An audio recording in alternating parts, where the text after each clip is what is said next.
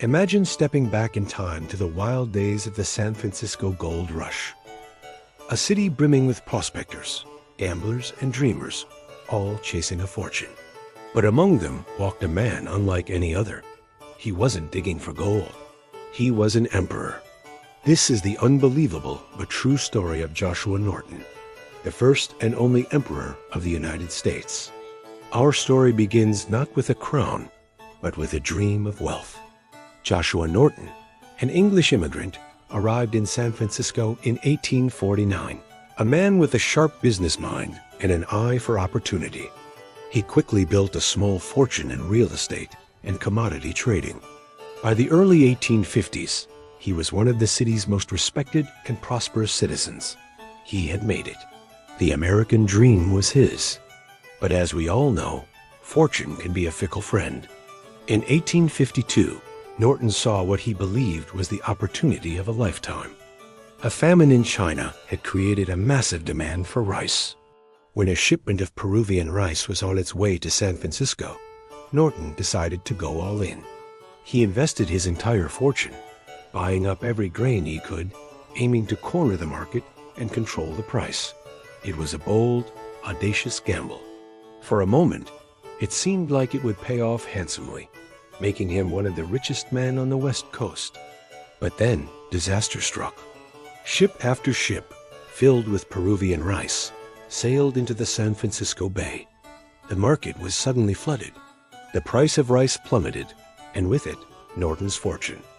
He was wiped out, financially and emotionally. A series of long, bitter legal battles followed, but they only served to drain his remaining resources. The man who once had everything was left with nothing.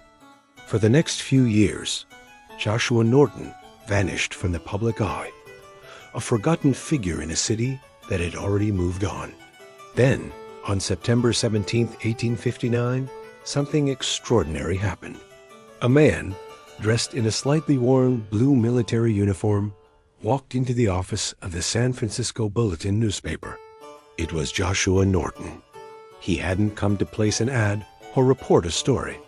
He was there to deliver a proclamation. The editor, perhaps out of pity or just for a good story, decided to print it. The proclamation read, "At the peremptory request and desire of a large majority of the citizens of these United States, I, Joshua Norton, declare and proclaim myself Emperor of these United States." And just like that, the reign of Norton I began. He later added Protector of Mexico to his title for good measure. Now, you might think the people of San Francisco would laugh him out of town. But this was no ordinary city. San Francisco, a place built on eccentricity and reinvention, didn't just tolerate their new emperor. They embraced him. They saw in him a reflection of their own unique, slightly mad spirit. And so began one of the most curious chapters in American history. Emperor Norton became a daily fixture on the streets of San Francisco.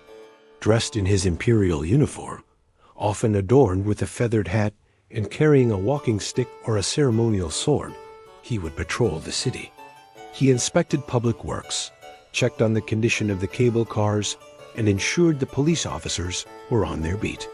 He was a monarch without an army or a treasury, but he had something far more powerful: the affection of his people. He issued countless imperial decrees, which the local newspapers happily printed. Some were whimsical, like finding anyone who used the derogatory term Frisco to refer to his beloved city. But others were surprisingly forward-thinking.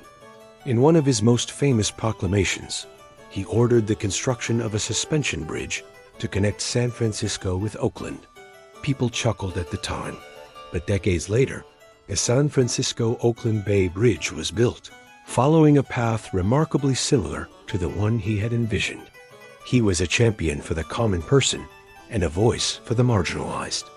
When anti-Chinese sentiment was running high, Emperor Norton stood up against mobs and publicly defended the Chinese community, often by standing between protesters and their intended victims and reciting the Lord Zeus prayer until the crowd dispersed. He saw all San Franciscans as his subjects, deserving of his protection, regardless of their background. How did he survive with no money? The city took care of him. Restaurants he frequented proudly displayed signs that read, "By appointment to His Imperial Majesty, Emperor Norton." He was a welcome guest at any table. Theaters reserved the best seats for him for every opening night. When his uniform became tattered, the city's board of supervisors voted to buy him a new one. He even printed his own currency, 50-cent to $10 bonds, which were eagerly accepted as legal tender by businesses all over town. These Norton bonds became prized souvenirs. His reign wasn't without its challenges. One day, an overzealous rookie police officer, not understanding the city's special arrangement with its emperor, arrested Norton for vagrancy. The public was outraged. The chief of police quickly ordered his release and issued a formal apology on behalf of the police force. From that day on, all police officers would salute the emperor whenever they saw him on the street. He was, in every sense that mattered, royalty. For 21 years, Emperor Norton reigned over the hearts of San Franciscans. He brought a sense of stability, civility, and whimsical joy to a city that was often chaotic and rough around the edges.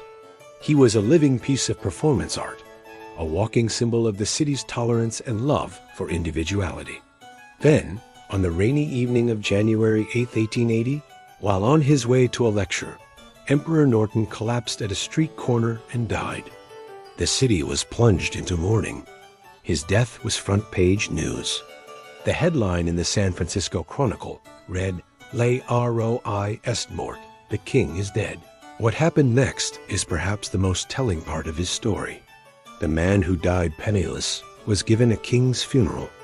A fund was started by local businessmen to pay for a grand send-off.